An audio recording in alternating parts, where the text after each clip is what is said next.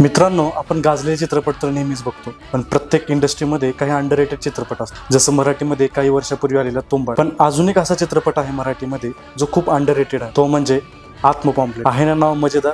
Picture पण खूप मजेदार आहे. या चित्रपटाचे जे सादरीकरण आहे ते मला वाटतं आत्तापर्यंत असं सादरीकरण कोणत्या चित्रपटाचं नाही. या चित्रपटामध्ये खूप स्ट्रॉंग सोशल मेसेज देण्याचा प्रयत्न केलेला आहे. जी समाजामध्ये गोष्ट एक्झिस्ट करत नाही, त्याचं स्लो पॉयझनिंग हे आपल्याला लहानपणापासून हे आपल्या घरातच दिलं जातं. ते काय आहे, ती कोणती गोष्ट आहे हे बघण्यासाठी तुम्ही हा चित्रपट नक्की बघा. मी या चित्रपटाच्या रायटर आणि डिरेक्टरला सल्यूट करू इच्छितो.